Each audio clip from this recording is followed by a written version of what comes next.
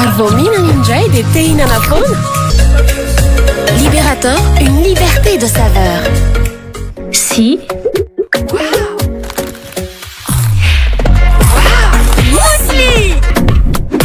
Muesli Makingeri amin'ny vidiny 100 ariary monja. Tsiro chocolat sy mandarine, be vitamine sy otrikaina natoraly. Muesli Ampini.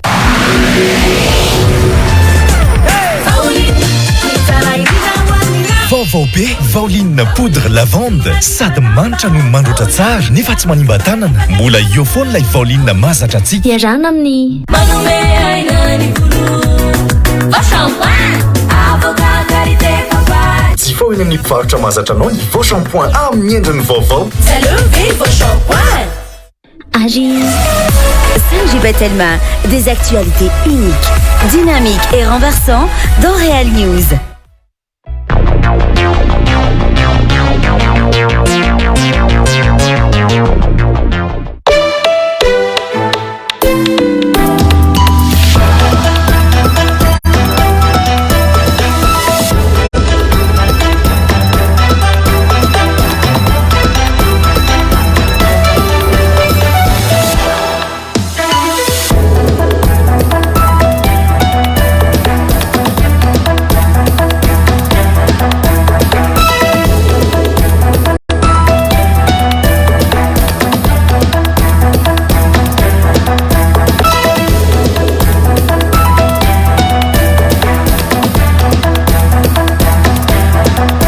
Mbola faly hita foana amintsika indray amin'izao herinandro vaovao izao toko klasy toko vavy tonga soa ihany koa atao anatin'ny fotoana ny fampalalam-baovao eto amin'ny Real TV Madagascar.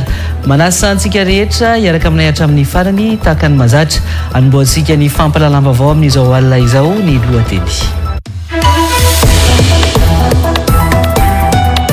Ny roa amin'ireo kandidata telo matanjaka amin'izao no hifanandrana amin'ny fiodinana faharoa amin'ny fifidianana filoham-pirenena ho avy io dia ny filoha Andry Rajoelina, ny filoha teo aloha Marc Ravalomanana ary ny solombavam-bahoaka Sité Nirandriana Soloniaiko hoy ny mpandinika fiarahamonina sady kandidata filoham-pirenena tamin'ny 2024 Paul Rabary androany izay niova hevitra manoloana ny fivoarany raharaham-pirenena. Raha nilaza izy tany aloha fa hibata ny fandresena amin'ny fiodinana voalohany ny filoha Andry Rajoelina, andresy amin'ny fiodinana voalohany nefa ny filoha teo aloha Marc Ravalomanana raha hitsipona kotra ny filoha Andry Rajoelina hoy ny solombavam-bahoaka Tia Mafetra Ralamozafimbololona izay mbola manantena fifanandrinana mivantana eo amin'ireo kandidata roa tafiakatra tamin'ny fiodinana faharoa tamin'ny fifidianana tamin'ny 2024 ireo.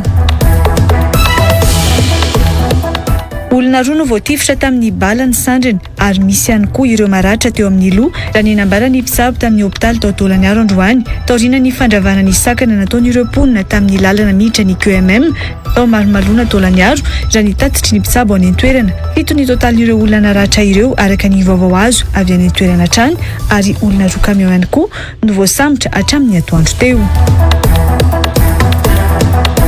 Tovolahy 13 taona no hita faty ny antony teo tongo-pandriana tao Tomasina Omaly.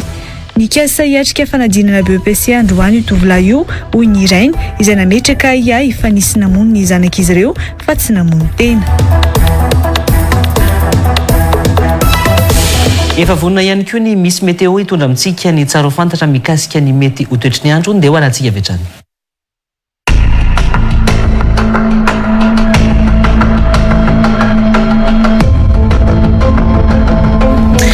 Falina tompoko lasy tompoko vavy no entiko iarabana sy itiana nitokantranonao amin'izao fotoana izao izay manatraka ny fampalalam-baovao eto amin'ny Real TV Madagascar. Herinandro vaovao sika izao irariana mba hitondra soso fahombiazana ary fahasalamana ho antsika rehetra ny ity herinandro vaovao izay diarintsika ity.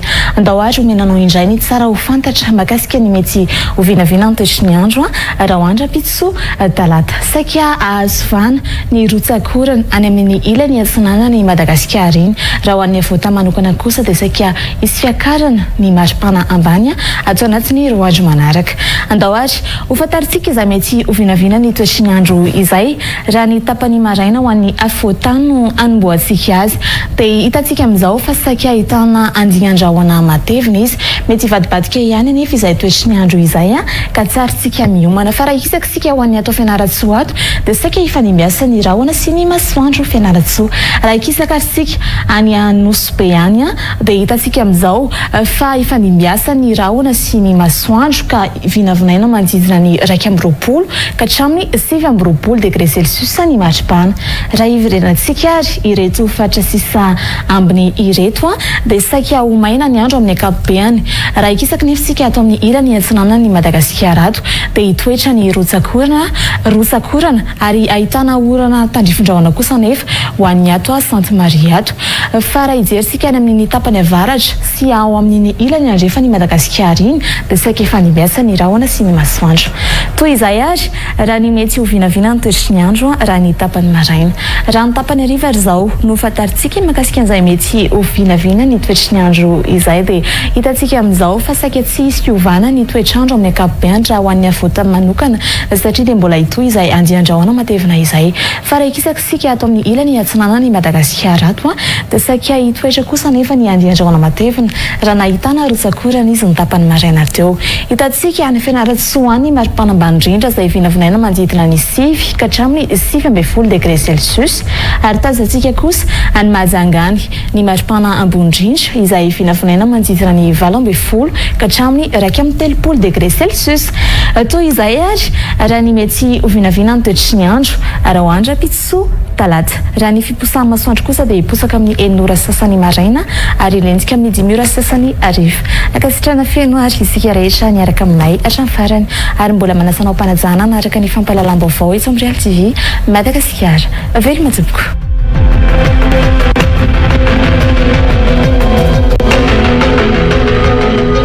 Dia isaorantsika miora ny tondra izay tsara ho fantatra mikasika ny mety ho toetry ny andro izay. Mialoha ny tena idirantsika ao anatin'ny antsipriany vaovao iverenantsika ao arahana vetivety aroa ireo lohateny. Ny roa amin'ireo kandidata telo matanjaka amin'izao no ifanandrana amin'ny fiodinana faharoa amin'ny fifidianana filoham-pirenena ho avy io dia ny filoha Andry Rajoelina, ny filoha teo aloha Marc Ravalomanana ary ny solombavambahoaka Sité Nirandriana Soloniaiko hoy ny mpandinika fiarahamonina sady kandidata filoham-pirenena tamin'ny 2024 Paul Rabary androany izay niova hevitra manoloana ny fivoarany raharam-pirenena. Raha nilaza izy tany aloha fa hibata ny fandresena amin'ny fiodinana voalohany ny filoha Andry Rajoelina. Andresy amin'ny fiodinana voalohany nefa ny filoha teo aloha Marc Ravalomanana raha hitsipona kotra ny filoha Andry Rajoelina hoy ny solombavambahoaka ity mafetra Ralamozafimbololona izay mbola manantena fifanandrinana mivantana eo amin'ireo kandidata roa tafiakatra tamin'ny fiodinana faharoa tamin'ny fifidianana tamin'ny 2024 ireo.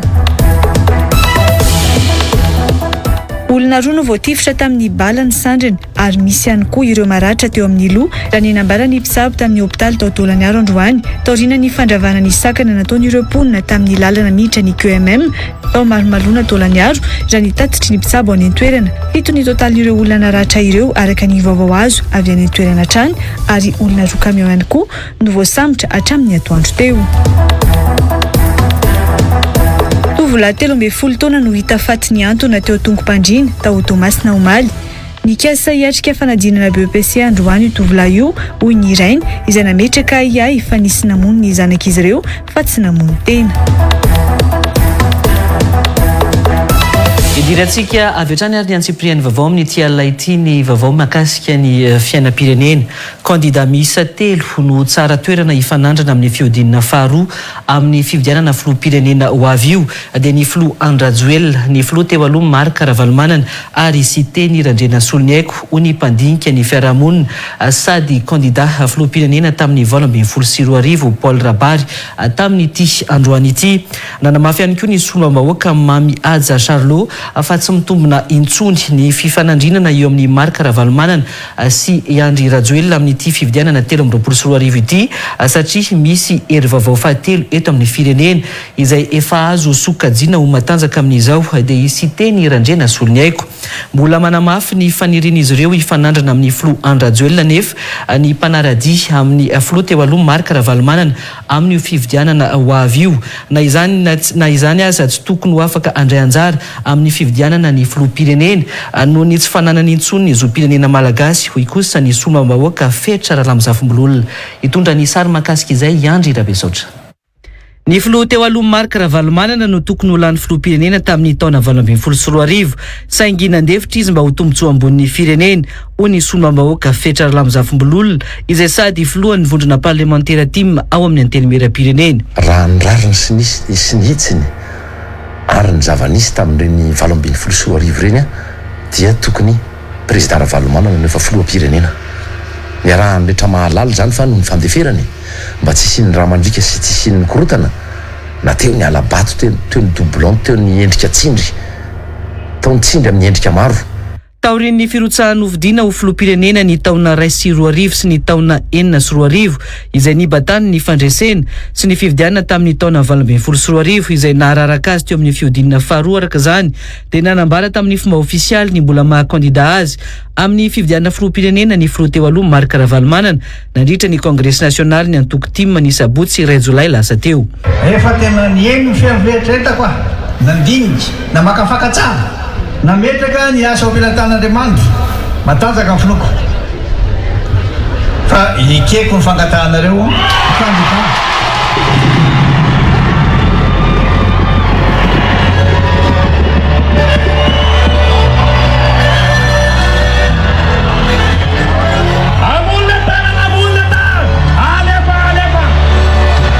tsy maintsy mandrobaka ny fandresena isika amin'ny alalan'ny fifidianana. Fanirin'ny mpanaradiany filoha teo aloha Marc Ravalomanana ny mbola hifanandrana indray amin'ny filoha Andrajoel ho ny solombahoaka Fetra Ralamzafimbololona. Fandresena amin'ny fiodinana voalohany avy hatrany no azo ny filoha teo aloha Marc Ravalomanana ho izy saingy mety tsy afaka irosaka ny filoha Andrajoel noho ny tsy fananany ny zom-pirenena malagasy intsony ho ity filohan'ny vondrona parlementaire tim ity. Raha ny tokony ho izy ny lalàna ny mety hanaka anazy tsy ahafahany mirotsaka raha mpanara-dalàna izy raha tena hoe tandalàna ty firenena ity nefa moa zareo ny tompon'ny familiana na tsy manana permis intsony izy na efa tratrany retrait de permis izy nena dia mahazo mitondra foana nenay fa anay ny hery anay ny fitondrana tsy maninona fa izahay dia vonina fa hoe kirazena za dia mahita mihitsy fa hoe kirazeny ny avaty amin'ny vondrona miara-dia amin'ny président Ravalomanana tsy miteny ny tim irery eo satria tsy raha raha ny tim rery zany fanarahandi tsy voatery itendry hoe raha raha ny tim rery zany fa tena hoe itsipona kotra araka le fiteny tsy tena fomba itsipona potipoty ny Andriamatoa Andry Rajoelina Ramlatsaka na premier tour areo dia ho batail'ny avaty-an'ny vondrona misy an'ny président Ravalomanana zany fandreseny zany. Tsy mitombina intsona nefa ny sin'ny fifanandrinana mivantana eo amin'ny Marc Ravalomanana sy Andrajoel raha irosaka hofidiana isitendra Andrenasolony Haiko ho ny solombahoaka ny Mananjary Mamiaja Charlot izay miara-dia ao anatin'ny Miavatoro. Tao anatin'ny 14 taona teto Madagasikara isaky ny misy fifidianana filohan'ny Repoblika dia saika duel na raisiray na ankolaka na mivantana tamin'ny filoha teo aloha Marc Ravalomanana sy ny filohan'ny Rajoelina no mamaragna ny fifidianana. Ankehitriny mino fa tsy ho antan'izany sony ny sary satria ankehitriny dia efa misy ny candidat zay mbola mampirisika azy moa ny mpanaradia azy manerana Madagasikara fa eto raha ny fijeriko azy raha mirotsaka ho filodina ho filohan'ny Repoblika ny Madagasikara ny filoha sy teny Andrenasolony Haiko dia ho farana teo fahitako azy ny fifanandrinana entre an'izy roa amin'ny rahalahy mianaka.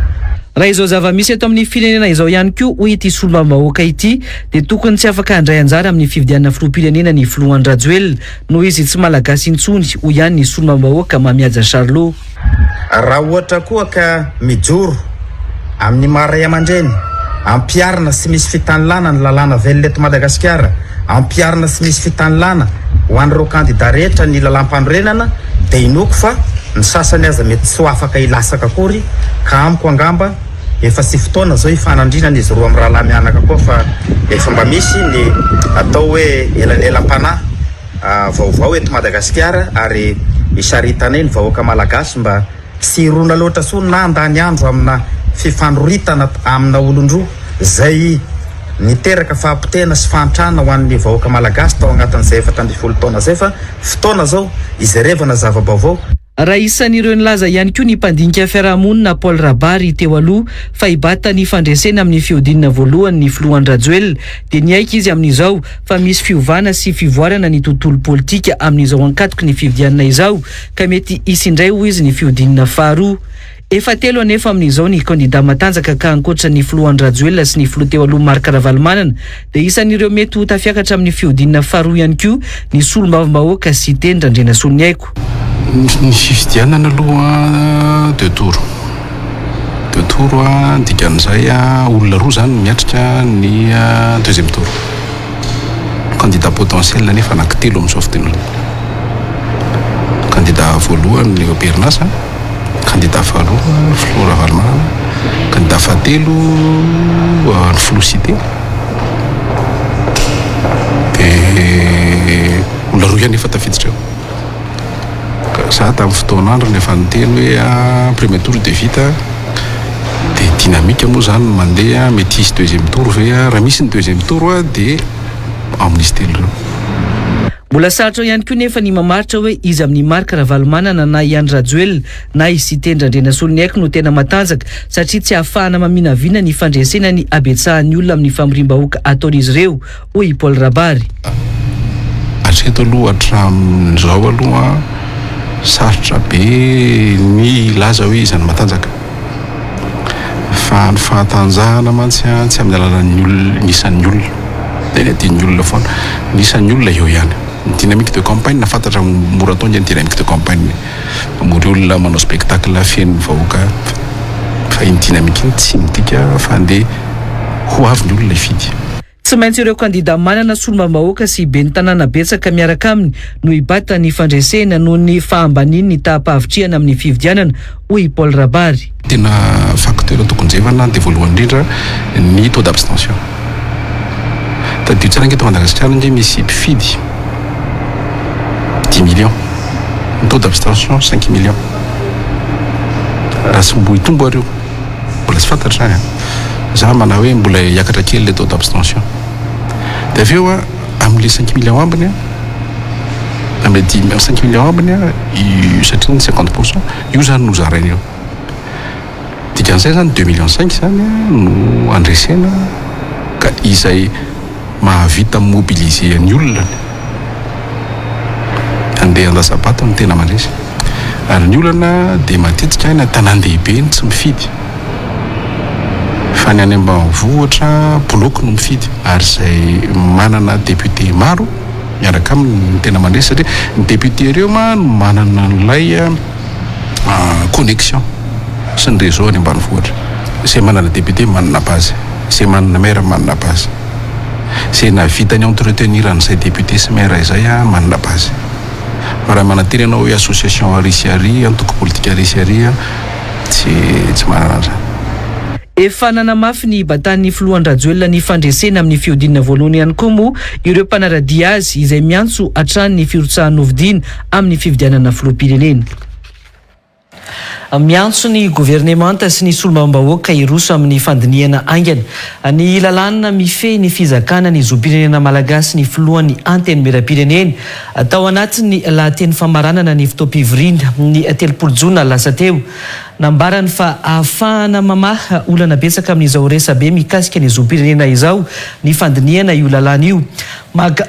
Elana tsiny tompoko magaga ny antony androsoana malaky io lalàna io kanefa efa tamin'ny taondasa no efa notsipahany maro anisa ny fikitiana izany hoy kosa ny solombavam-bahoaka ity mafetra lamzafimbololona efa refeo hoy ity solombavam-bahoaka ity fa efa misy ny fikonokononana fivoriana tsy ara-potoana andiniana izany amin'izao fotoana izao. Andrabesotra ihany koa no hitondra ny sary makasika izay. Hatramin'ny farany herinandro lasa teo no efa niparitaka ny feo fa mety ampiantso fivoriana tsy ara-potoana ho an'ny parlemanta ny gouvernemanta andiniana ny mikasika ny lalàna amin'ny feno zom-pirenena. Isan'ny efa namoaka fanioan-kevitra fohy tamin'ny alalan'ny publication mikasika izany ny filohan'ny RMDM Frantsa sady isan'ny nanapoaka voalohany an'ity raharaha makasika ny zom-pirenena ny filoham-pirenena ity Fanirso Ernaivo izay sady nametraka fanontaniana hoe inona indray izao anova ny lalàna ny code de nationalité izao. efa nanao lahateny fiantsona ny andiniana io zom-pirenena io raha teo ny filohany anteny miram-pirenena Kristina Razanamahasoa ny zoma 3 jona lasa teo nandritra ny lahateny famaranana ny fotoam-pivoriany ny anteny miram-pirenena. Efa betsaka ny fanehoan-kevitra mahakasika ny zom-pirenena ary anisan'izany anisany naneho-kevitra tamin'izany izahay.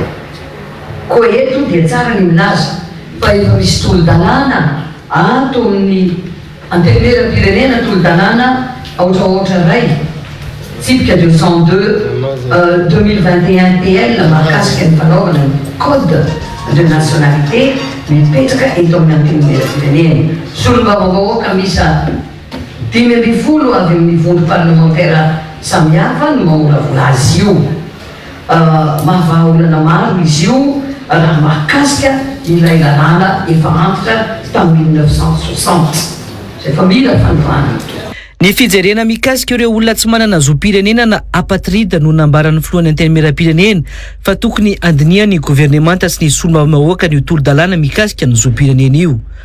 Anjarantsika solombavamahoaka arak'izany no mandinika ny tolo-dalàna io amin'ny fotoana izay mahamety azy.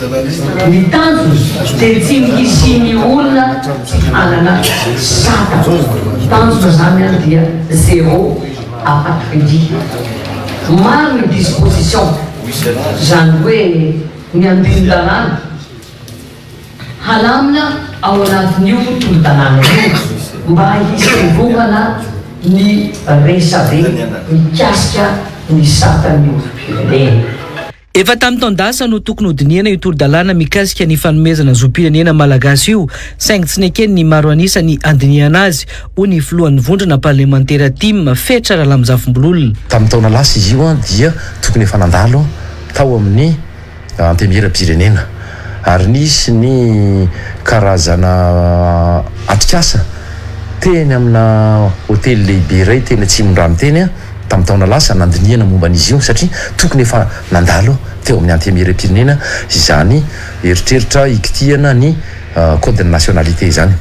Tsara ho fantatry ny vahoaka fa ry zareo ihany no nanakana ny tsy idirany izany tao.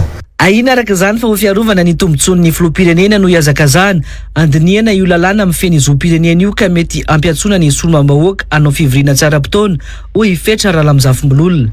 Maninona no ankehitriny rehefa tratry ny olana ny filoham-pirenena ary olana goavana ilay izy mikonikonina fivoriana tsara-potoana ny fitondram-panjakana ny amin'ny iarovana na fomba iarovana ny filoha Andry Rajoelina amin'izao hoe olana mahazo azy zao satria miariary iny tsy takona fenina intsony zany efa raha ny tena izy efa tsy malagasy. Ny rano malagasy ny ray aman-dreny ny malagasy fa ny lalàna no tsy maha-malagasy azy intsony.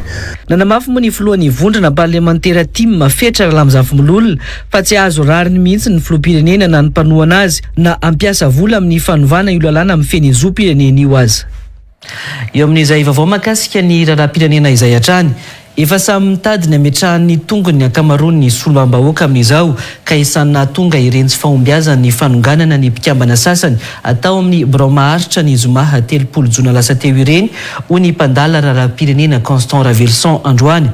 Efa sadasada araka izany ny maro anisa misy eo anivon'ny anteny miram-pirenena amin'izao fiafarany ny fitondrana izao noho ny filoha Andry Rajoelina izay mizongozona sy mitsingilaila amin'izao ho ihany Constant Ravelson. Tsy azo lazaina ho mironana amin'ny mpanohitra koa nefa ireo solombavamahoaka satria ny maro anisa ny ilaina tamin'ny latsabato izay mitaky ny 2 ny solombavamahoaka no nanavitra ny ireo mpikambana ao amin'ny Bromaharitra avy amin'ny fanoherana ireo ho ihany Constant Ravelson. Ny antsipriany vaovao mbola eo amin'ny sariny Andra Pesotra. Tsy lavina ny fisian'ny tanan'ny Prime Ministre Tsay Christian tamin'ny fanonganana ny mpikambana sasany tao amin'ny Bromaharitra tamin'ny zoma 3 jona lasa teo. Saingy sady efa tsy momba ny Prime Ministre intsony no tsy manohana ny mpanohitra ireo solombavamahoaka raha ny vokatry ny latsabato no jerena hoy Constant Ravelson. Ny maro anisan'ny laina tamin'ny latsabato izay mitaky ny 2 ny solombavamahoaka no nanavitra n'ireo mpikambana ao amin'ny Bromaharitra avy amin'ny fanoherana hoy ity mpandala raharaham-pirenena ity. Izy ty tanan'ny mpanatateraka ihany nampandeha an'iny tamin'ny fifidianana farany teo iny raha zao aloha dia mbola hitan'ny mpanatateraka ny mampisamatsamaka an'ireo tsy misy lesimenitra mampiray an'le te hanova zavatra ao anatin'ny assemblée fa mbola mandeha amin'le reto mpanohatra ireto avy aty amin'ny fitondrana ihany a na dia raha tsy manam-pitokisana an'le premier ministre tsony azo tsy any amin'izay premier ministre tsay Christian tsony reo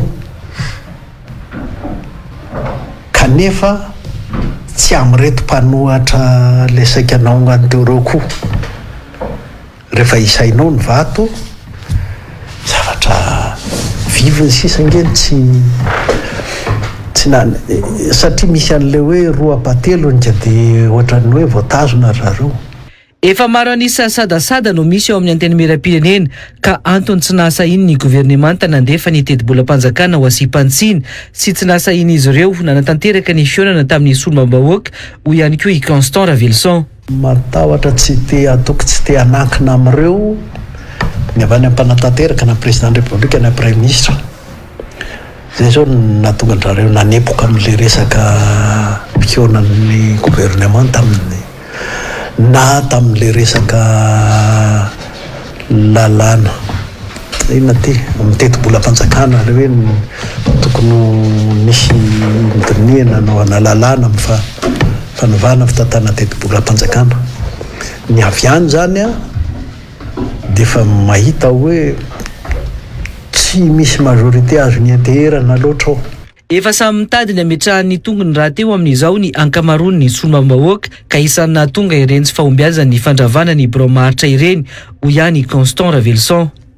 Amin'izao tsika fin de mandat farana mandat zao samy mitoditodika amin'ny hoe ahoana ny manaraka dolo reo e zany majorité présidentielle zany a tany amin'ny fitombotombohany zany tenatena ny mandat amin'ny fotoam-pitondrana Rajoelina azao tsika miresaka izao a de hoe ahoana makaiza ny misy hoavy ho anazy ka le président anaovana majorité présidentielle io izy io miozongozony io ny maro ao anatin'io assemblée io a inona no heveriny azo izorana amin'izao amin'izao toedrara mitsingilaila zao amin'izao fifidianana akaiky zao amin'izao zavatra mandindona be zao.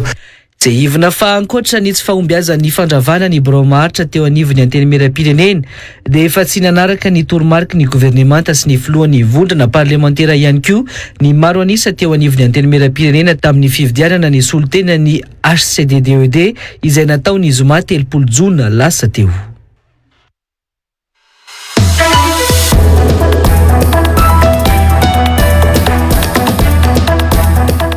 Vahin'ny fandarana l'invité du jour anio latsinainy fahatelo ny volana jolay taona 2024 aoriny ny fampahalalam-baovao amin'ny sivora alina eto amin'ny Real TV Madagascar. Docteur Andra Harson brigade anti-tabac iresaresaka mahakasika ny tontolo ny zava-mahadomelona eto Madagascar fa eo ihany koa ny tranga roro zay mahazo vahana amin'izao fotoana izao.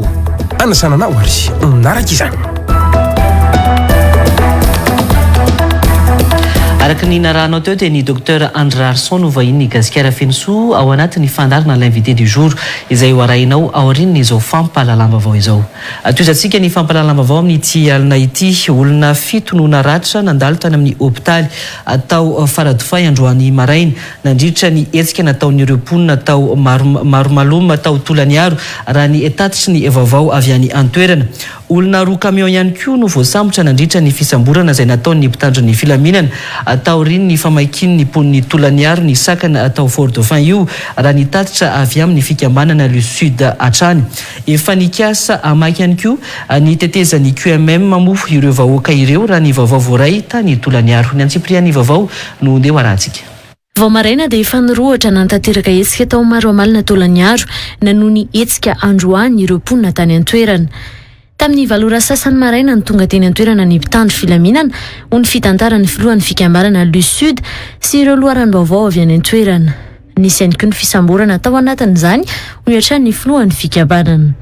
Tamin'ny vaky sasany maraina teo zareo ny tonga teny zay nandaroka namono afa-mpiasa bomba lakry nisy bobasy teo tsy hay nabasy inona nampiasain'izareo teo fa be dia be ny olona naratra tsy hitanaratra ihany fa mbola misy ihany koa ny voasambotra be dia be eo amin'ny camion anankiroa angambany olona voaraoka tany tsy hay aiza misy azy amin'izao. Ny hemitra avy hatrany nefa ireo mpanatanteraka ny fitokonana raha vao nipoaka ny basy hoy ireo vaovao azo avy an-taolaniaro io. Mbola nitoy hatrany nefa ny tifitra sy ny fifandonana teo amin'ireo mpitokona sy ny mpitandro ny filaminana raha nitatitry ny vaovao avy any an-toerana. Tao anatin'ireo naratra no resahan'ny mpanao gazety tao Taolaniaro ity iray mpianakaviana iray ity izay laza fa tsy isan'ireo natanteraka fitokonana saingy ny arany-daroka. Amaran'izay zany nanvolia dépôt basy efa nipoaka amin'izay dia miala amin'izay ny mpanao grevy miala lasta 4 semaines zany nandeha ndefa nagnambany nefa misy anay ambany fitera eo dia avy amin'izay akaiky aminao tena akaiky aminao le poaky dia zay milahy vo tagnatin'ny trano tao zay roa vo nahineneny da niaraky tretra zay da sady tagnana kavana gauche aby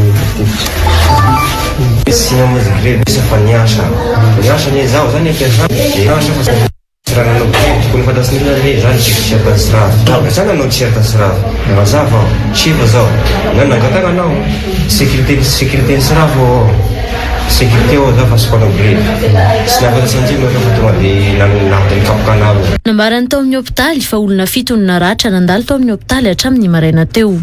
Ho anay mianadahy moa zany ny marary nandalo teto dia miisa 7 amin'izao lera iresahanay izao. Samy lehilahy aby le nandalo teto dia ny roa amin'izy ireo no misy voatifitra bala eo amin'ny sandry ankavia samy ankavia izy roa. Misy ihany koa ny maratra teo amin'ny lopa dia eo ihany koa teo amin'ny maso. Isaoran'Andriamanitra fa mbola tsy misy ainana fohy ny nandalo teto aminay hatramin'izao. Faramarina fa misy an'ireo maratra ireo mety nandeha amin'ny tovi-pahasalamana hafa ankoatry teto amin'ny hôpitaly Ambonato. Isan'ny natezitra ireo vahoaka raha nitatitry ny filohan'ny Iloha Sud hatrany ny fifanarahana izay tapaky ny filan-kevitry ny minisitra ny 1 amby 20 jona 3 amby 20 lasa teo. Ny tateoriana manko nisy koa ny conseil du ministre zay nanaitra be hoe raha inona nisy nasolena ny vahoaka zay tarina solution du sud hoe fa inona ty tsy manisy fampiresana koa natao fanjakana fa tonga dia anapa-kevitra tsy mampiconsultentsika akory zany hoe zavatra nyvoaka iny dia anisany zavatra tiana resana ao anatin'ny tafitaso rehefanany tsy raha fakiny dia azona fehezina anankitelo folo ny totaliny io fa azona fehezina anankitelo ny ray dia mahakasika ny sosialy ny vahoaka voakasika na voatoetoina ny ofitrandrahana io eo ihany koa ny fahamakasika ny fahavoazana ny tontolo iainana zay misy fiatraikany ihany koa amin'ny fiainan'ireo vahoaka reo. Eo ihany koa ny fahaloton'ny rano sosoana izay rano ampiasain'olona azy io no varona ao anatin'ny rano soso ny vahoaka. Ny sabotsy alina moa no efa nisy ny fionana sy ny fifampiresahana tamin'ny governoran'ny faritra Anosy Jocelyn Raharimbola sy ny talian'ny kabinetrandreo Ray aman-dreny ara-drazana ireo toteny tao Taolaniaro manoloana ny toetra iray izay anaovan'ireo mponina fitakiana raha ny vaovao azo hatrany. Fifampiraharahana ao anaty filaminana no takiana ho hatrany ny governora ka tsy vahaolana na ny fanaka nandalana izay mitondra savorovoro amin'ny filaminam-bahoaka. Laza ny voninandray ny fikambanana Iloha Sud ny governora amin'ny fitadiavana ny vahaolana maharitra raha nambarany tao amin'ny page Facebook ny faritra Anosy. Izay ny vaovao tany Taolaniaro fa vaovao eo anivon'ny orinasa mpanjakana KNAPS kosa indray dia tsy miditra amin'ny olana anatiny misy eo anivon'ny KNAPS ny zokiolona fa ny famoahana ny fisotrondron'ondro izay zon'izy ireo no takiny raha ny nambaran'ireo zokiolona izay tonga teny amin'ny KNAPS Ampefloa tamin'ny ity androany ity. Manany amin'ny mety fahatapahany fandraisana io fisotrondronoana io ny zokiolona satria fotoana izay tokony anaterana ny taratasy fanamariam-pahavelomana na ny certificat de vie manomboka androany raha ny nambarany ireto zokiolona ireto. Ny antso firaisan-kina tamin'ireo vahoaka tonga teny an-toerana kosa ny solitena ny mpiasan'ny KNAPS izay tonga ny fampiresaka tamin'ireo zokiolona ireo mba tsy ataon'ny olombitsy tantely afadrakotra ny volan'izy ireo ho ihany ny solitena ny mpiasa eo anivon'ny KNAPS. Nancy Ranevson sy tokony aina Randrianjatovo. Mbola tsy nisokatra ny Brownie Knaps ampeflora ny hita teny an-toerana androany. Mbola mibaribary tamin'ny vavahadin'ny Knaps ny sora-baventy milaza ny sanovana tantely afa-drakotra ny volan'ny tahirim-pirenena. Fotoana tokony fanaterana ny taratasy fanamarina pahavelomana na certificat de vie ary fandraisana fisotrondronono nefa manomboka androany ho an'ireo zokiolona raha nambaran'izy ireo izay tonga teny amin'ny Knaps ampeflo kanefa tsy misy fahampahafantarana mialoha akory raha nomariny ireto zokiolona ireto ihany. Be antitra araka ny mabe antitra azy le pension anefa kely fa diranovana le vahoaka dia tonga eto le olona andeha renouveler ny pension dia lazaina fa manao grève interne zareo fa sandratrian'ny vava misy tadiakaka le volan'le zareo ça c'est pas notre problème. Mila zay tompoko ny fandraisana ndraikitra zay mifampitady an'izay volana zay nanainy tao volana io fa tsy volana izany izy mila pension zay zahoana vahoaka zoanay amin'ny mapy fisorononanay izavatra mitsanga lefa kehitriny dia midy mitsanga raha farafaratsy mba mametraka service minimum ny lato afahany rehefa vahoaka zay rehefa lehibe daholo nefa antitagny rety.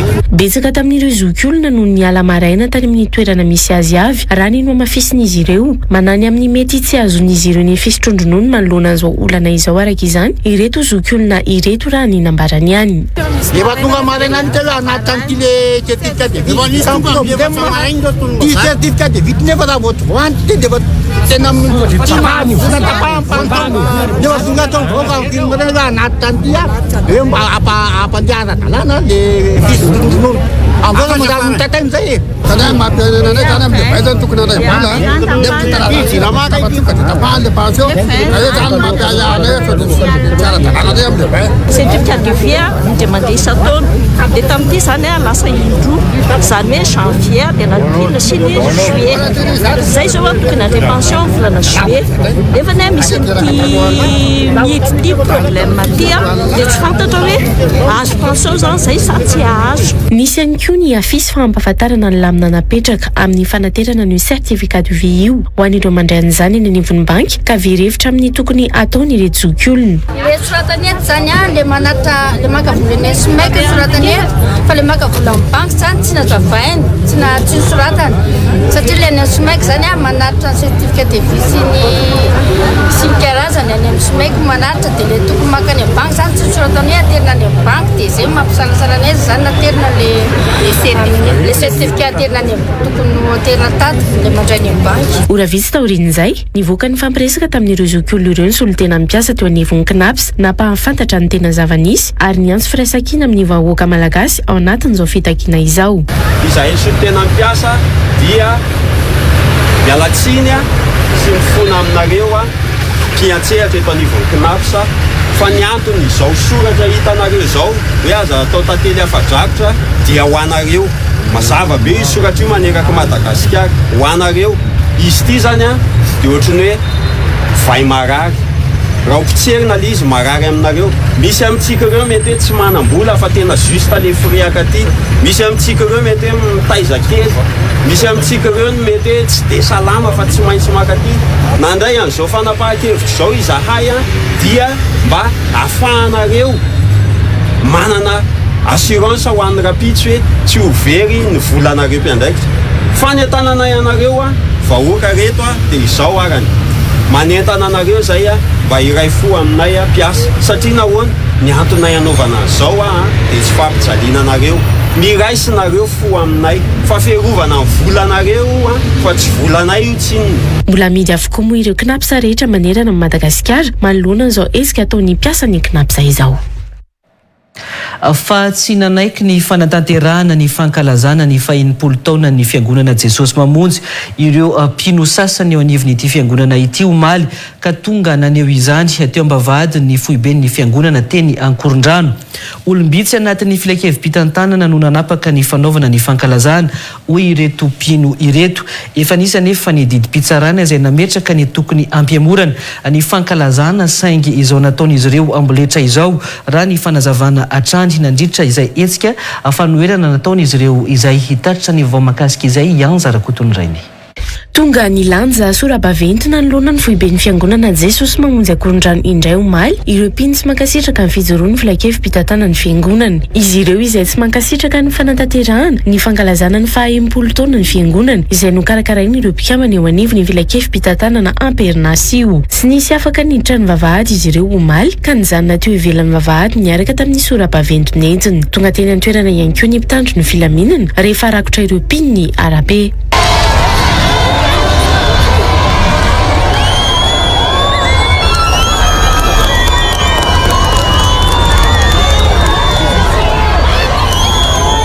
Efa nivoaka ara-dalàna ny didim-pitsarana izay nametraka ny tokony ampiamorana amin'ny fotoana hafa an'ity fankalazana ny 40 taona ny fiangonana Jesosy mamonjy ity no ny olana misy eo anivon'ny fiangonana saingy nambarany reto mpino ireto fa notanterahana ihany. Aminay tompoko tsy ara-dalàna izany. Efa ny lalàna zao ity ny lalàna mandrara izany hoe ahemotra amin'ny fotoana manaraka ary ny rotota mandinika miaraka ny fotoana sy ny andro anatanterahana azy. Asan'Andriamanitra tompoko Andriamanitra tsy mpanao ambiletra, Andriamanitra tsy mpanao ankena. Aminay zany zay zavatra dia zay tsy anaiky hatramin'ny farany mbola veritra ny zavatra zany. Ny ara-dalàna ihany zay no takinay sy zay foana no iadivanay tsy maintsy ajoro eto amin'ny fiangonana. Olombitsy mpikambana anatin'ny filakevim-pitatana amin'ny fiangonana ihany koa no nanapaka ny fanatanterahana ny fankalazana ho ity mpitarika ny hetsika ity. Sy anankefatra anankidimy angambany nanapaka an'io zavatra io tsy maintsy mandeha nefa sy anankisivy.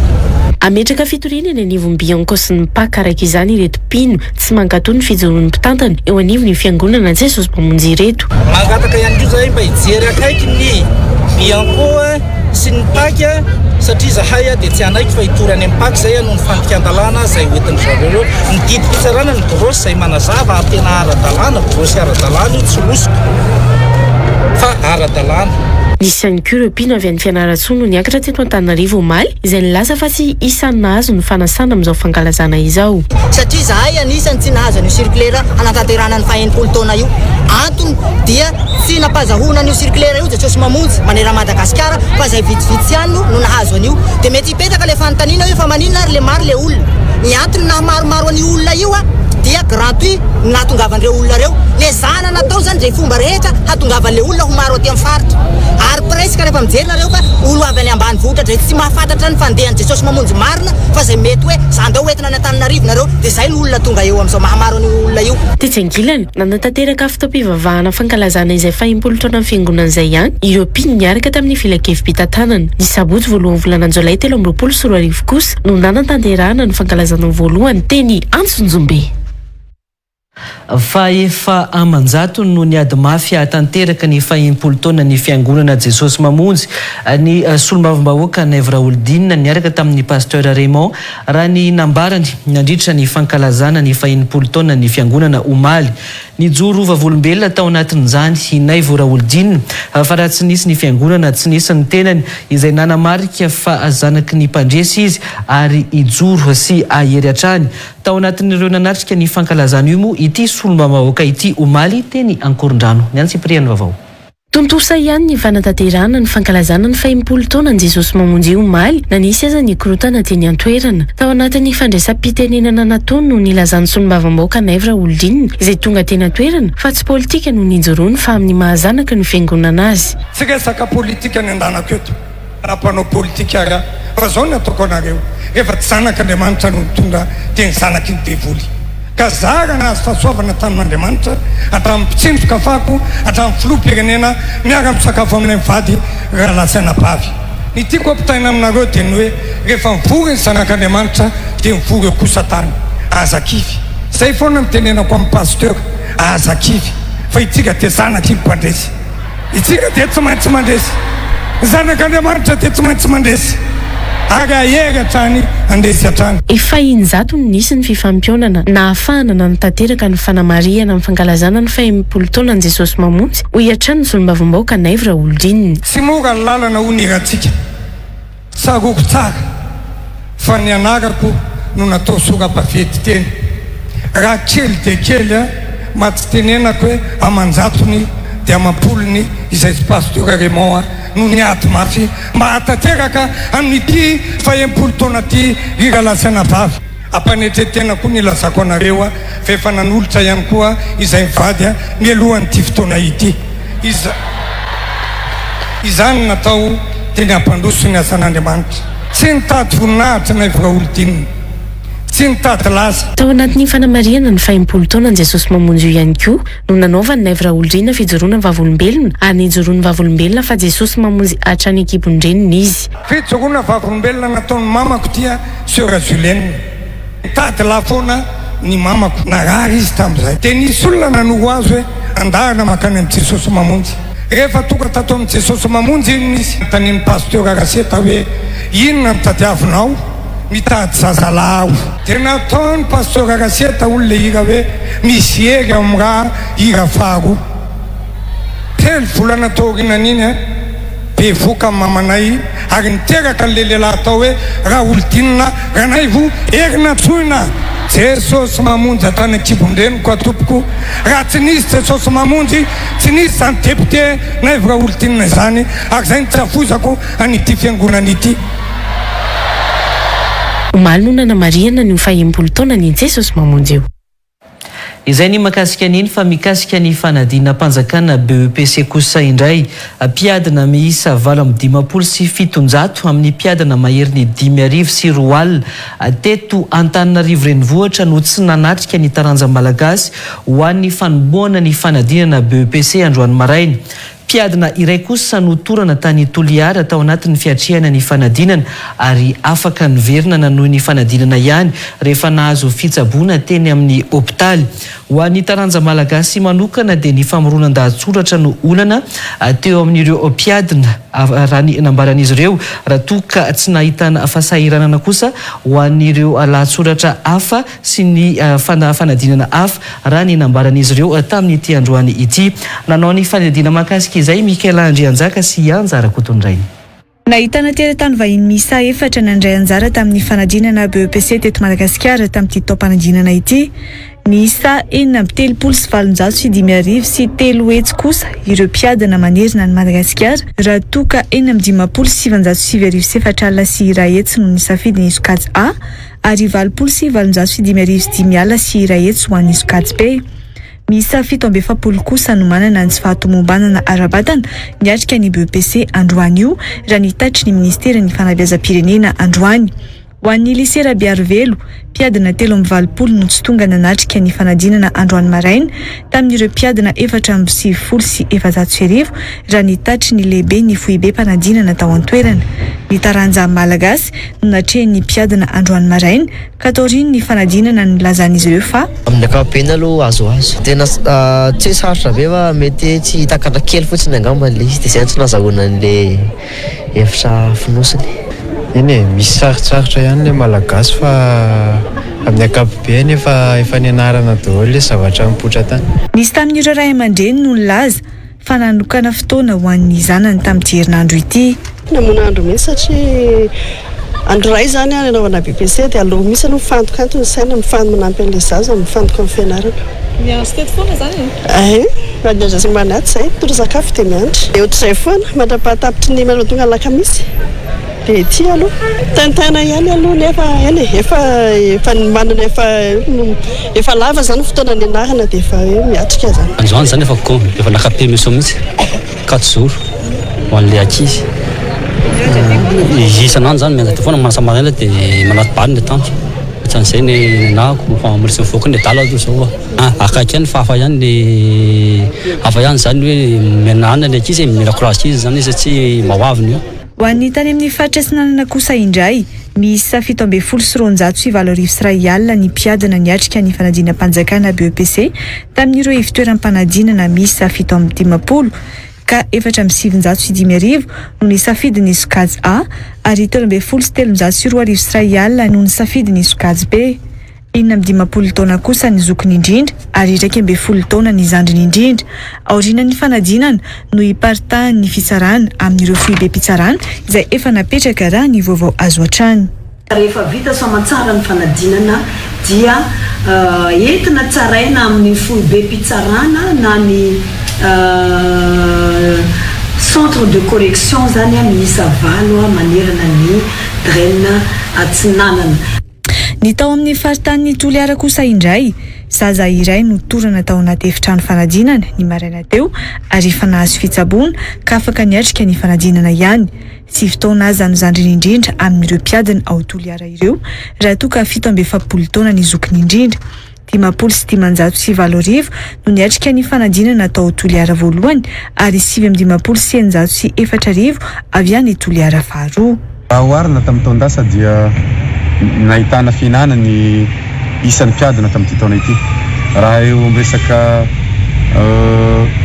tahapahavitsihana koa no resaka amin'izay donné efa azo tsikelikely dia hita fa mitombo ny tahapahavitsihana-jazy donc miena dia miena ny taux d'absence an'ilay mpianatra izay mpiadina tamin'ity taom-pianarana 2022-2023 aty amin'ny fanadinana 2023 nanomboka androany ary farana ny alakamisy 9 Jolay 2024 izao ny fanadinana BEPC ankapobeny. Fa tovolahy kely iray 17 taona no hita faty ny antony tao an-trano ny tao Mangarano Tomasina ny sabotsy lasa teo. Mampiayay ny fianakaviana ny fomba nahafatesany tovolahy io raha ny nambarany rainy satria tamin'ny serviette teo atongom-pandriana no ny antonany izay tsy tokony nahafaty azy mihitsy raha ny fanazavany. Ity zaza ity nefa izay tokony niatrika fanadinana BEPC androany. Ndeo rahantsika ny Antsipriana ny vaovao. Tao Mangarano Tomasina no niseho ity fahafatesany tovolahy kely 17 taona ity ny fatotra tenda tamin'ity lamba ity teto amin'ny tongotry ny fandriana tao amin'ny trano fonenana izy no hitandrainy. Efa vatana mangatsika no nesorina teo amin'ny fiantonana tamin'izany. Adiny roa sasany no tsy tao an-trano ny olon-dehibe ka tao anatin'izany no efa vatana mangatsika no novantany ny tao an-trano. Rehefa tonga tao an-trano zava-doza no hitako fa niantona tamin'ny tongom-pandriana izy superposé izy io. Dia rehefa tonga tato dia nasoroko le izy tamin'ny antona teo dia nampandriko dia nisapaiko ny vatany mbola misy hafanana kely dia lasa zay niazakazaka nakany amin'ny hôpital be namonjy urgence dia avy tany moa zay rehefa somary satria le izy ambulance fa tobila sotra nandehananay dia somary ataoko hoe misy fahatarana kely any angamba no fiheverako azy. Dia tonga tany moa zay dia nanao asany zareo amin'ny urgence ao nametrapetraka ny appareil dia nijerevan'zareo dia hoe efa tsy namasika sony ity. Mbola niresaka tsara tamin'ny ray aman-dreny ity tovolahy kely ity ny sabotsy atoandro teo amin'ny fotoana ny arahana ny sakafo raha ny fitantaran-drainy. Rehefa niala tao an-trano ny rainy mbola niaraka tao an-toerana ihany koa ny zokiny lahy. Nijanona irery tao an-trano nefa izy rehefa niala tao an-toerana ny zokiny. Dia zaho moa zany mampianatra dia nandeha nampianatra zaho mety amin'ny 12 miravana amin'ny 2 lasaka fahefana. Dia mbola teo izy mbola niazakazaka izy niaraka tamin'ny namany ary misakafo zareo amin'ny 20 sasany dia niaraka tamin'ny zokiny izy. Dia rehefa niaraka tamin'ny zokiny izy tamin'ny ray sasany le zokiny zany manana trano izy dia nagnatra kakazo egny averery le zokiny. Dia tamin'ny ray sasany le zokiny niala teo. Dia rehefa niala le zokiny tamin'ny 20 amin'ny ray sasany dia izy rery no teo nanomboka teo amin'ny ray sasany ka hatramin'ny amin'ny 2 lasaka fahefana. Izy manko dia tena azo lazana hoe gâté misy izy tena milamina mihitsy satria izy manko moana amin'ny BEPC amin'ny lasiny ny rampitso. Dia nandrindray vola izy dia efa nikalmeny hoe aza bedesina sony izy fa aloha izy lamina satria agnomagna examen. Mbola mampametra-panontaniana hatreto ny nahafaty ity zaza ity hoy ny rainy manay ireto fianakaviana sao von'olona ny natao no nahafaty ny zanany. Mbola point d'interrogation izy io tompoko.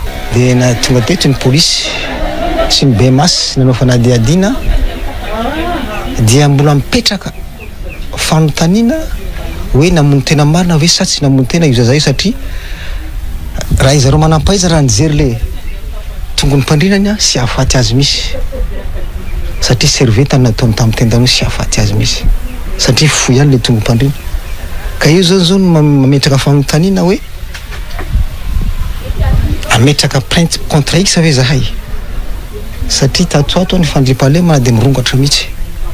nametraka iay ho an'ireto fianakaviana ireto mantsoy ny rainy Alberto ireo tranga rehetra niseho taoriny alatra jiro fanazavana ny lalana akaiky ny foninan'izy ireo. Ny ayay amin'ny amin'ony lazy rehefa very ny jiro teo amin'ny poto ny jirama eo akaiky ny tranonay dia maizina tampo le izy afaka roa ny 3 andro vakilo ny tranonay.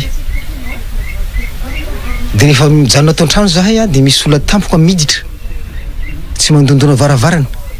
Rehefa agnontaniana izy dia hoaiza amin'izay agnatina misy trano ofa nefa amin'sika fomba nsegasy rehefa midy amin'ny lakoron'olo anao tsy maintsy mandondona aloha ka songamba dia mba sendran'olon-drasy izy tato dia niteren'zareo izy dia nantogna an'zareo rehefa vita no ankasoparan'le izy fiverne azy.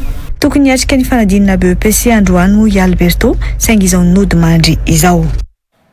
Fa isan'ny solomam-bahoaka nampahery sy nanosika an'ireo solomam-bahoaka anatin'ny hetsika miavatoro anohy ny tolona ary nampanantena ny hiaraka anao miavatoro amin'izy ireo ny solomam-bahoaka nantsoy Rémy Jaojean hoy ny filoha-hevitry ny antenimieram-pirenena Jean-Jacques Rabenirin. Isan'ireo solomam-bahoaka tsy nanaiky ny nanaovana tsindry azo lena ny madinika ihany koa ity solomam-bahoaka ity izay efa indimy lany solomam-bahoaka ho ihany ny solomam-bahoaka ny Betioky.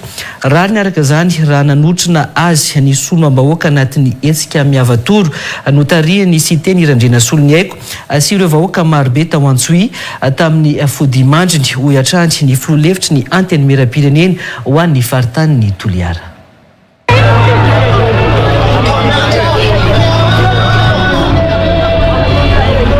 Noporifon'ny ny vahoaka n'Antsoy ny sabotsy iray jolay lasa teo ny fitiavana ny solomam-bahoaka Rémy Jaojean nandritra ny fandevenana azy tany an-toerana. Saika vahoaka marobe hatrany mantso no tonga ny dododo nanao veloma farany ny député Jaojean hatramin'ny fotoana nahatongavany vatana mangatsika ny tao atapon-tanàna n'Antsoy ka hatreny amin'ny fasan-drazany tao Antanandava izay nanitrihana azy. Saika voaporofo tao anatin'izany ny firaisan-kina n'Antsoy ary nampisehon'izy ireo fa 20 taona tsy nivadika tamin'ny vahoaka tao an-toerana ity solomam-bahoaka ity. Ho an'io andro ny sabotsy io tonga nanatanteraka ny adidiny tamin'ny Jaojean ihany koa ireo solomam-bahoaka ao anatin'ny miavatoro izay notariany siteny Irandrena Solony Haiko. Tonga tany an-toerana niaraka tamin'izy ireo ihany koa aza hatramin'ny minisitra sy ny solomam-bahoaka teo aloha Nday Mananjary Joanita.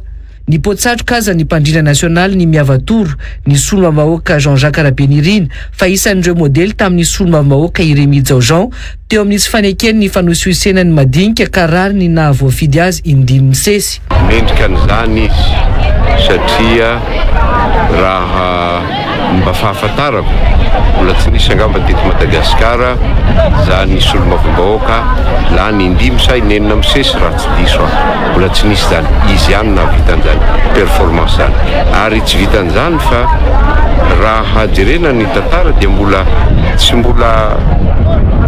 nisy hoe atoko-panjakana ny latsahany tompolahy Jaojean fa dia tao na izy tsy miankina na izy ao amin'ny fanoherana ary raha ny lalana ny diaviny tamin'izay mahasolomam-bahoaka azy zay dia tsy nanaiky mandrakariva ny tsirariny tsy nanaiky mandrakariva ny fanososena ny madinika ary indrindraindrindra tsy manaiky mandrakariva ny fanjakana tsy mitana mbola nisan'ny solomam-bahoaka nanome hery an'ireo solomam-bahoaka ao anatin'ny hetsika miavatoro ihany koa aza ny solomam-bahoaka Rémy Jaojean hoy ny solomam-bahoaka Jean-Jacques Rabenirin. Raha efa tsy salama izy tany Maurice dia mbola miantso ary nanome hery anay rehefa mandeha mitety faritra izahay ao anatiny miavatoro prositeny dia makahery izy ary nilaza izy fa noho tsy fahasalamako izy fa raha salama dia fa niaraka taminareo fa alefasonareo mitolona fa tonga ao amin'ny fotoana zay mahasitrana nefa zay moa ny fanirina afa moa ny fandaharan'Andriamanitra. Nilaza kosa ny solomam-bahoaka nanalalava Jaosera Irene fa tsy mba nisy ny avy amin'ny fitondram-panjakana naneo fiaraha-miory tamin'io solomam-bahoaka n'Antsoy io. Zahay ato amin'ny faritra Sofia dia nahatsapa ny tsy fitiavany fanjakana amin'izao fotoana izao zahay satria ny malagasy raha ny tena malagasy dia tsy miady mampaty raha misy zavatra tsy nety nataony tompolahy Remedy Diogan araka ny fahitandro zareo azy nefa tsy tanay zany. Raha misy zavatra tsy mifanaraka loatra amin'zareo ny toetra na ny zavatra nataony dia ny malagasy tsy miady mampaty. Ny mampalahelo anay dia amin'izao andro manjombona zao dia tsy mba nampitraka, tsy mba nanontrona, tsy mba nitsapa lahelo averiko indray mandeha, tsy nitsapa lahelo ny zanako Sofia amin'izao andro manjombona zao ny filoham-pirenena. Naneho fitiavana sy fisaorana manokana n'ireo solombavam-bahoaka ny hetsiky miavatory moa ny vahoaka tany Antsoy noho izao fodimandry ny solombavam-bahoaka voafidy tao an-toerana izao taoriny ny fandevenana.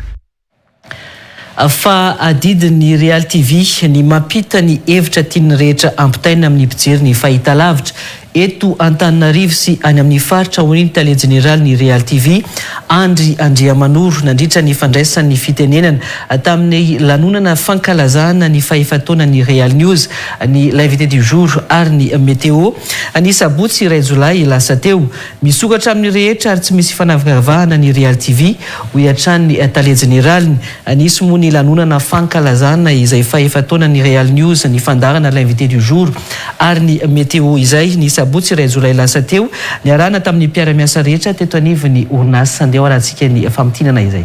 Natomboka tamin'ny fotoam-pivavahana ny fankalazana ny fahefataona ny Real News ny fandaharana l'invité du jour ary ny météo. Taorin'izay nandray fitenenana ny tale general ny Real TV Madagasikara. Nambarana tamin'izany fateraka kambana ny Real TV satria samy teraka tamin'ny iray jolay 2024 ny Real News sy ny l'invité du jour ary ny météo. Raha toka olombelona dia azontsika lazaina hoe teraka kambana nga Real TV satria efa taona lasa tokoa raha tamin'ny voalohany vola jolay 2024 no nisy ny fandaharana Real News na ny vaovao marina ary koa nisy ny fandaharana voalohany l'invité du jour izay raha tadiditsika tsara manamarika fa ny filoha-tale general ny orinasa Real TV no nisantatra an'izay fandaharana voalohany izay. No mariny tao anatin'izany fa niainga atao manandona tonga tany Toamasina sy Toliara ny fandaharana l'invité du jour. Efa betsaka ihany koa izy ny olona ny vahiny tao amin'ny fandaharana ary tsy mifidy firehana ny fandaharana. Betsaka koa ny karazana olona na olon-tsotra na olona manana didy amin'ny firenena na firehana atsy na firehana eroa tsy mifidy. Betsaka ireo olona manao commentaire hoe vahoana marina ary ty l'invité du jour ty ve avaiza sa avaiza. Isika manamafy ary isika manazava satria adiditsika mampiampita ny hevitra izay hoentiny rehetra tiany no ampita amin'ny mpijery sy ny mpanaraka fandaharana rehetrarehetra na iza misy azy na eto Antananarivo na any amin'ny faritra. Tsy mitanila ary tsy mifidy firehana politika ny Real News sy ny fandaharana l'invité du jour ho an'ireo te amelabelatra momba ny loha hevitra tiany ho iatran'ny tale general ny orinasa nandritry ny lahateniny tamin'io andro fankalazana ny fahefataona ny Real News ny l'invité du jour ary ny météo io.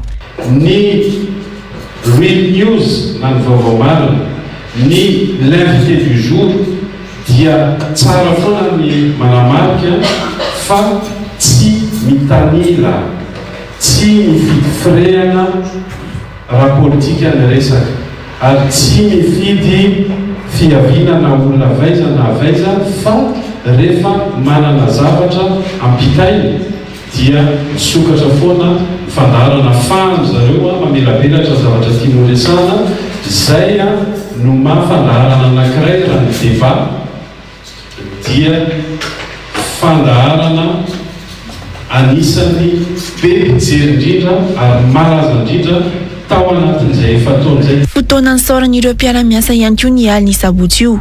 Nisy ny mofo mamy roa izay nanamarina ny efataona ny Real News sy ny efataona ny l'invité du jour ary ny météo.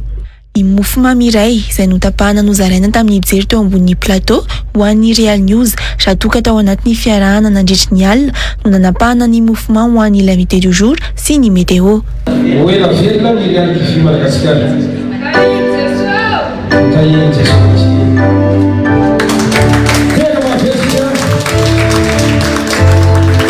Ny Manda Seafood no nampisakafo ireo mpiara-miasa rehetra teo anivon'ny orinasa izay samy tonga niara-nankalaza io tsingery-taona io ny aliny iray Jolay lasa teo.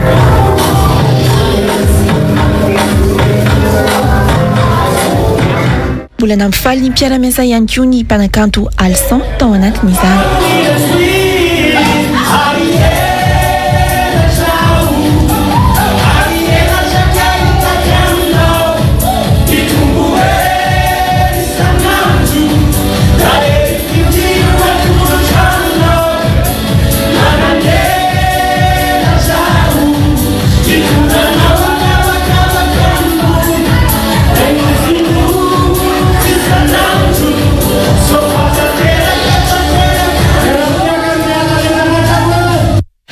Kosa resika dia hiditra amin'ny pejitoka.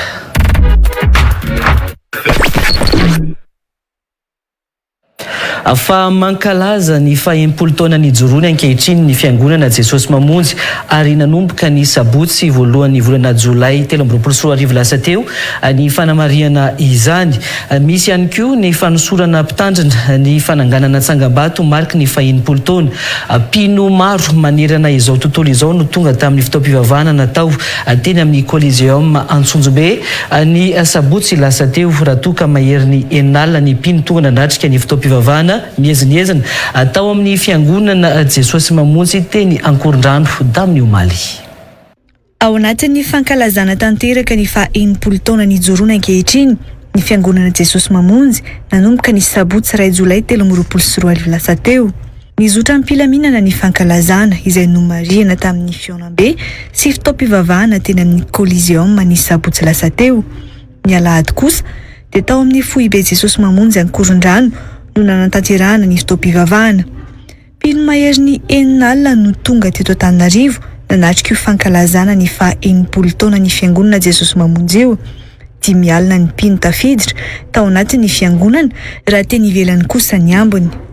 Nahatonga solitena avokoa mantsy ny samparitra rehetra manerana ny Madagasikara ankoatra ireo pino Jesosy Mamonjy avy any ivelany. Nisy ohatra ny avy any Paris, Allemagne, États-Unis sy ny maro hafa.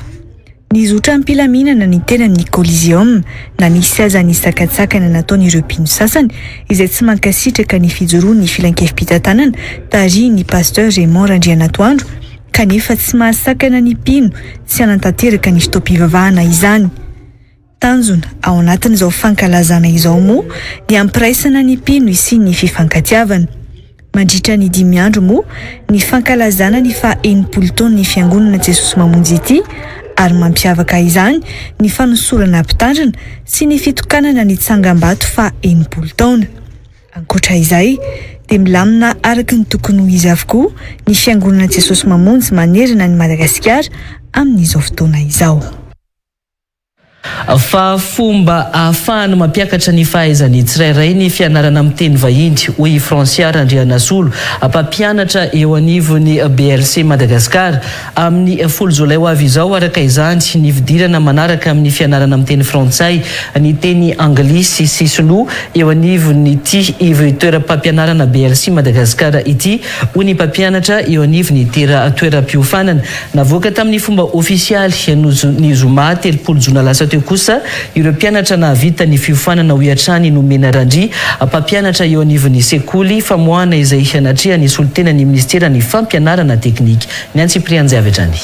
Totosa soma tsara ny famaranana ny fianarana reto ankizy izay navita ny fianarana tato amin'ny BLC. Izay atao amin'ny BLC moa dia mampianatra ny français, ny anglais américain ary ny chinois mandarin. Mariako fa parler avokoa izy rehetra ireo. Manana fidirana izay amin'ny 10 jours izao. Fidirana ho an'ny cours normal izay mianatra andavanandro ary ihany koa an'ny accéléré izay mianatra andavanandro ihany koa fa niveau débutant sy niveau avancé indray atao amin'ny cours accéléré avokoa. Ary manana fidirana ihany koa izay ho an'ireo izay tsy afaka mianatra andavanandro ny spécial samedi amin'ny 15 jours izao rentrée ary ihany koa tsy adinonay ny ankizy araka ny fangatahany be sy ny maro dia misy ny cours spécial vacances ho an'ny ankizy en'ny taona ka hatramin'ny 12 taona. Ny toerana misy amin'ny BLC dia eto Analakely Ambodifilao ambadiky ny lycée Jésus Rabière Velo. Ny cours normal dia mianatra 4 mois ary mizara le fiailana anankiroa ilay izy niveau 1 sy ny niveau 2. 200 000 AR ny sarany ho an'ny niveau voalohany ary 250 000 AR ny sarany ho an'ny niveau faharoa. Cours accéléré kosa dia ireo cours anankiroa niveau 1 sy niveau 2 ireo dia atambatra anatina 2 mois et demi fotsiny. Ny sarany indray au lieu de 450 000 AR dia nataonay 350 000 AR ary tsy diso anjara ihany koa fa izay manaraka ny Real News dia omenay remise de 10% raha miteny code promo hoe Real News. Manentana ny rehetra izay te hampitombo ny fahaiza-manao araka izany ny mpampianatra eo amin'ny BLC Madagascar andrato fianarana ao an-toerana. Want to increase your value and enhance your English with our effective and unique methods? It's time to get the ball rolling and get started to reach your goals. Choose BLC and learn with us. You won't be disappointed. Misokatra ny fisoratana anarana ao amin'ny ivitoeram-pampianarana. No mariny mpampianatra eo anivon'ny sekoly moa fa misy ihany koa ny fampianarana manokana ho an'ny ankizy. Mandray vahiny ihany koa isika amin'ity alina ity dia tsy iza moa zany fa i Aldini miarabanao Aldini. Ya, faly miarabanao a. Dia miarabantsika rehetrarehetra manaraka ny fampalalam-baovao amin'ity andro alina ity. Ya, avy hatrany dia ny votoatiny inona indray ny programa i Aldini zany? Ya, ao anatin'izay tontolon'ny fampiofanana momba ny fiompiana ity a dia efa nisy fotoana nangingina zao nandritra ny fotoana maromaro kely teo a dia tonga indray izahay hitondra fampiofanana ho antsika eto Antananarivo a izay ataontsika amin'ny alarobia 12 ny volana Jolay ity a ny akoho gasy a sy ny poulet de chair zany efa amin'ny herinandro ambony zany dia ny alakamisy 13 ny volana Jolay ity ny fiompiana kisoa mampiteraka sy ny manatavy ny zoma 14 ny volana ity a dia ny akoho manatodilava ny foie gras ary ny trondro ary ny sabotsy 15 ny volana ity kosa dia ny omby vavim-peronono ny bitro ary ny tantely. Ireo zany ny programa amin'ny fampiofanana izay ho ataontsika. Ny toerana dia tsy miova ao amin'ny kafetariany SK ao Antanimena ihany no anaovana azy io a dia tsy misy ny fisoratana anarana mialoha fa tonga fotsiny ianao alohany amin'ny 7 sasany maraina dia efa voaray avy hatrany ianao amin'ilay izy a 5,3 ariary ihany ny saram-piofanana tsy miova ho an'ny isan'andro. Zany hoe raha manao filière anankiroa tsika isan'andro hoe gasy poulet de chair zao ny alarobia 12 volana dia 5,3 ariary no alohanao dia efa miaraka amin'ny boky izay omena boky ianao afaka hoentinao mody a iny boky iny a dia alohany amin'ny 7 sasany maraina fotsiny ianao tonga fa tsy mila misoratra anarana mialoha. Raha misy fanazavana fanampiny dia ny 038 50 740 06 na ny 033 50 740 06. Betsaka ny manontany amin'izao hoe fampiofanana momba ny fiompiana izay ina marina ny tena hoe ilaina n'izay fiofanana izay Aldini satria nga izy io tsy afaka hoe mipiakoha dia mba omena sakafo fotsiny ao zany. Maro be mihitsy ny olona manao an'ilay hoe fiompiana koa dia hoe mila manana fotsiny dia izay e dia izay ataony eo na ahoana fa ny zavatra tena tsara indrindra dia aleo miofana. Ny tena hoe ilaina ny fiofanana dia mba tsy fotoana very fotsiny zany le fiompiana izay ataonao ary azahoanao tombony ho an'ny tokantranao zany hoe misy vola miditra vaovao akoatran'ny efa fidiram-bolanao isan'andro satria ny olona mieritreritra hoe rehefa miasa birao dia tsy mila manao an'izany satria nga izy amin'ny fotoana ananako an'izany raha misoferana taxi be na misoferana taxi brosy na misoferana dia tsy afaka manao an'izany fa afaka manao an'io fiofanana io daholo rehetrarehetra ary afaka manao ny fiompiana io daholo ny olona rehetrarehetra. Dia amin'izay fotoana izay koa zany rehefa tena le miofana ianao dia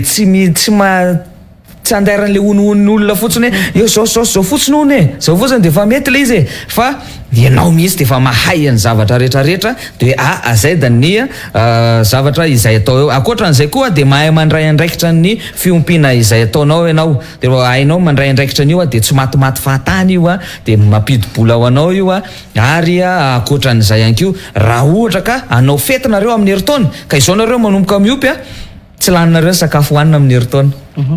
Mihina zany ny tena hoe azo ao anatiny zay hoe aoriana fiatrehana na ny fatateranana zay fiofanana oentinareo zay. Ny zavatra tena hoe azo ny vokatra ao azotsika zany rehefa tena hoe manao an'le fiofanantsika de zavatra maro. Raha hoe raisitsika fotsiny akoho manatody lava zao dia misy am'ireny le hoe ao anatin'ny herinandro izy intelo ihany ny manatody. Zany hoe lasa mitombo zany ny tapanatodizany akoho tsy hoe iny ny akoho akaiky andeha anatody indroa ao anatin'ny ray andro, tsy izay le izy fa hoe lasa mitombo raha ao anatin'ny herinandro anankifito de mba hoe inenina izy no manatody de nyray zany sisa no makaina le izy fa raha akoatran'izay mantsy de intelo izy na indroa manatody ao anatin'ny herinandro. Raha ny akoho gasy kosa de misy an'le hoe akoho gasy 10 de tonga efa-jato izy ao anatin'ny heritaona satria impito mikotrika izy rehefa ampiasaina le teknika vaovao zay hoentina.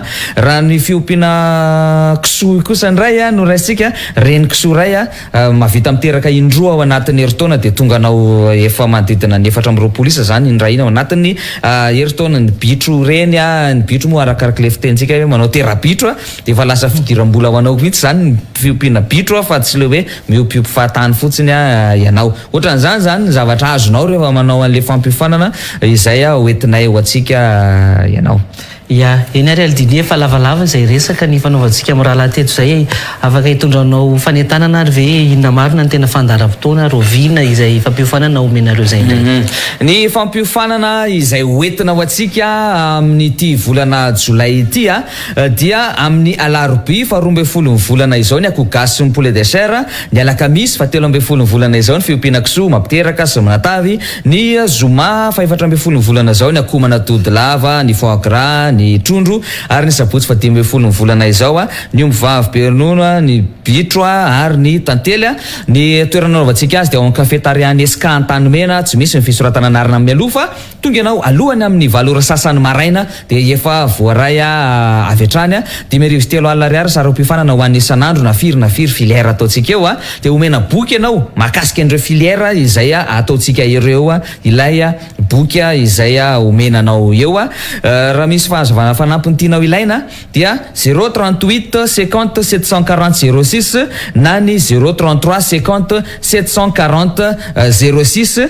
Ny tena mampiavaka an'izany atao hoe fiompiana sy ny fambolena de lazaiko aminareo ny fiompiana de afaka forenina avokoa ny zavatra rehetra ilaina ho an'io na fanafanana izany na ny sakafony izany na ny tranony izany na ny rehetra. Ny fambolena mantsy mbola miankina amin'ny toetrandro manaraka saison ianao tsy maintsy otra fa ny fiompiana na aiza eto Madagasikara de voafehanay avokoa zay fiompiana izay satria maromaro tsika hoe avy any faritra any tonga manao fiofanana aty faritra avaria ka izay le programmatsika amin'ny alarobia 12 ny volana, alakamisy 13 ny volana, zoma 14 ny volana, sabotsy 15 ny volana izao.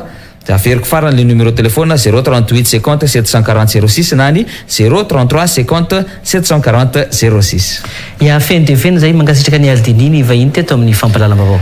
Misaotra anao landray de misaotra antsika rehetrarehetra naraka hatramin'ny farany dia soava mandry daholo de mandrosoasina daholo eto amin'ity Madagasikara mamintsika ity. Les inscriptions sont ouvertes à l'école Bird. Test entrée du 10 au 12 juillet 2023. Choisissez pour votre enfant un enseignement de qualité. Dans un environnement bienveillant et épanouissant.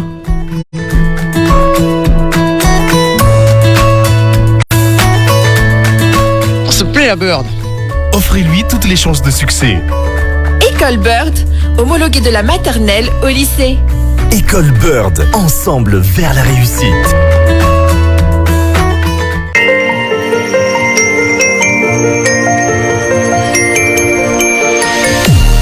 Manapetr ny fifankatiavana fandefasambola avy any andafy makaty Madagasikara amin'ny alalan'ny Western Union, TapTap Send, Ria, Orange Money Europe, Orange Money, miaina ny sakana azo antoka kokoa.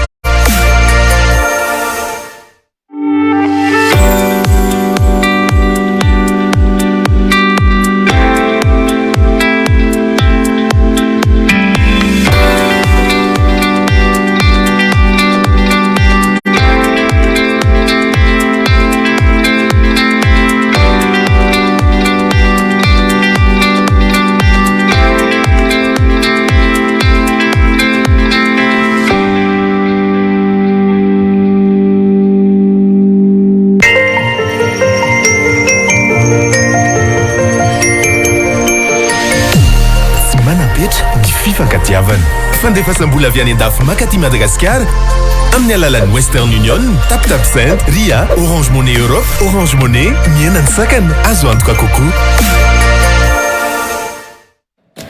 Tapitra ihany koa ny fotoana ny fampalalama-bao tamin'ny ity alina ity tompokilasy tompom-bavy mankasitraka anao na hatraanjery izany hatramin'ny farany mbola mame fotoana anao ny sampany fampalalama-bao amin'ny rahampitsotra iveloma tompoko.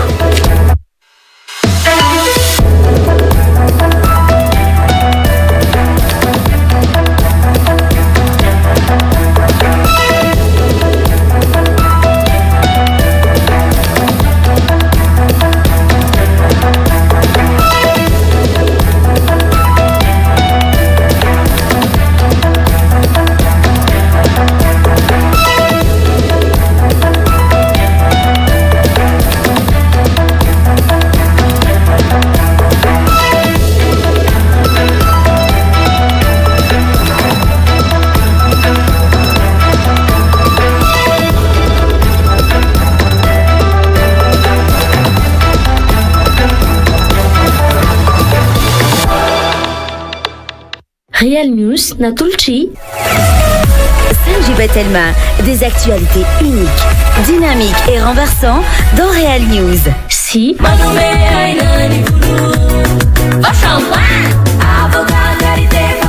Tsy fao eny amin'ny mpivarotra mahazatra anao ny vao shampoing amin'ny endriny vaovao. Salon ve vos shampoing Napini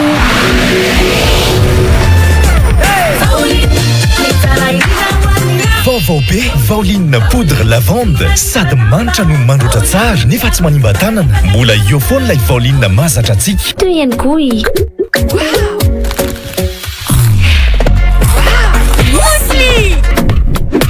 Mousli, Makingeri. Am vidiny 100 ariary monja. Tsiro chocolat sy mandarine, be vitamine sy otrikaina natural. Mousli! Ary azo antoka foana fa atsiro na andro rehefa ampiarahana amin'ny sardine Liberator. Ary vao mihinana indray dia te hihinana foana. Liberator, une liberté de saveur.